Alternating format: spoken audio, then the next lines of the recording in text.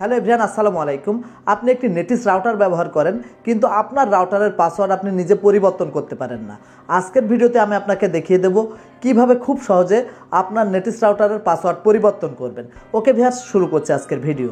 Netis রাউটারের পাসওয়ার্ডটি পরিবর্তন করার জন্য চলে আসলাম মোবাইলের স্ক্রিনে।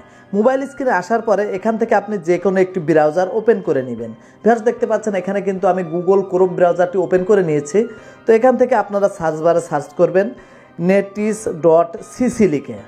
netis.cc লিখে সার্চ করার সাথে সাথে কিন্তু আপনারা এই ইন্টারফেসটি পেয়ে যাবেন।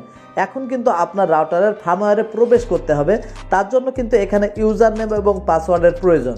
ইউজার নেম এবং পাসওয়ার্ডটি পেয়ে যাবেন আপনার রাউটারের পিছনে যে সাইটটি আছে সেখানে কিন্তু একটা স্টিকার মারা আছে, সেখানে কিন্তু আপনার ইউজার নেম এবং পাসওয়ার্ড দেওয়া আছে। সেখান থেকে আপনি ইউজার নেম এবং পাসওয়ার্ডটি সংগ্রহ করে নেবেন। ভিউয়ার্স, দেখতে পাচ্ছেন এখানে কিন্তু আমার ইউজার নেম এবং পাসওয়ার্ডটি আমি এন্টার করে দিয়েছি। তারপর এখানে সাইন ইন লেখা আছে, এখানে একটি ক্লিক করবেন। এখান থেকে খুব সহজে পাসওয়ার্ডটি পরিবর্তন করার জন্য ঠিক ওপরের দিকে দেখতে পাচ্ছেন কুইক সেটআপ আছে এবং নিচের দিকে দেখতে পাচ্ছেন ওয়্যারলেস সেটআপ আছে। তো এখানে নিচের দিকে আপনারা দেখতে পাচ্ছেন পাসওয়ার্ডের একটি অপশন আছে। এখন এখান থেকে আপনাকে পাসওয়ার্ডটি পরিবর্তন করার জন্য যে পাসওয়ার্ডটি দেওয়া থাকবে এই পাসওয়ার্ডটি কিন্তু সম্পূর্ণ মুছে ফেলতে হবে। ভিউয়ার্স, দেখতে পাচ্ছেন এখান থেকে কিন্তু আমি এই পাসওয়ার্ডটি সম্পূর্ণ মুছে ফেলেছি। তো এখন এখানে নতুন করে আপনি একটি পাসওয়ার্ড দিবেন। এই পাসওয়ার্ডটি অবশ্যই 8টি সংখ্যার দিবেন। ভিউয়ার্স, দেখতে পাচ্ছেন এখানে কিন্তু আমি এখন নতুনভাবে একটি পাসওয়ার্ড দিয়ে দিয়েছি।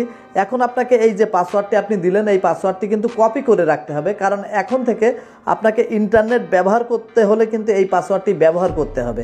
ভিউয়ার্স, তো এই পাসওয়ার্ডটি দেওয়ার পরে নিচের দিকে আপনি দেখতে পাচ্ছেন সেভ লেখা একটি আইকন আছে। সেভ লেখা আইকনে একটি ক্লিক করবেন। ক্লিক করার পরেই কিন্তু দেখতে পাচ্ছেন এখানে আপনার যে নতুনভাবে আপনি একটি পাসওয়ার্ড দিয়েছেন এই পাসওয়ার্ডটি কিন্তু সেভিং হচ্ছে, তার জন্য একটু অপেক্ষা করতে হবে। একটু অপেক্ষা করার পরে এখানে দেখতে পাচ্ছেন নো ইন্টারনেট কানেকশন, অর্থাৎ আমার যে পাসওয়ার্ডটি ছিল এই পাসওয়ার্ডটি কিন্তু এখন পরিবর্তন হয়ে গিয়েছে। তো তার জন্য এখন নতুনভাবে পাসওয়ার্ড যেহেতু আমি পরিবর্তন করলাম, এখন নতুনভাবে পাসওয়ার্ডটি দেওয়ার জন্য আপনার যে ওয়াইফাই আইকনের যে বারটি আছে সেই বারটির ওপর একটি ক্লিক করবেন। ওয়াইফাই আইকনে ক্লিক করার পর এখানে দেখতে পাচ্ছেন আপনার ওয়াইফাই যে SSIDটি ছিল সেটা কিন্তু এখন আর কানেক্ট নিচ্ছে না, যেহেতু আপনার পাসওয়ার্ড পরিবর্তন হয়ে গিয়েছে। এখন এখান থেকে আপনার যে পাসওয়ার্ডটি দেওয়া ছিল এই পাসওয়ার্ডটি আপনি ফরগেট করে নেবেন। ভিউয়ার্স, দেখতে পাচ্ছেন এখন কিন্তু আমি এখান থেকে আমার পাসওয়ার্ডটি ফরগেট করে নিয়েছি। তারপরে নতুনভাবে যে পাসওয়ার্ডটি আমি পরিবর্তন করেছি আমার নেটিস রাউটারের সেই পাসওয়ার্ডটি কিন্তু আমি এখানে পেস্ট করে দিয়েছি। যেহেতু ভিডিওতে আমি আপনাদেরকে বলে দিয়েছিলাম পাসওয়ার্ডটি কপি করে রাখবেন, তো এখানে নতুন পাসওয়ার্ডটি আবার এন্টার করে দেওয়ার পরে কানেক্ট লেখা আছে, এখানে একটি ক্লিক করছি।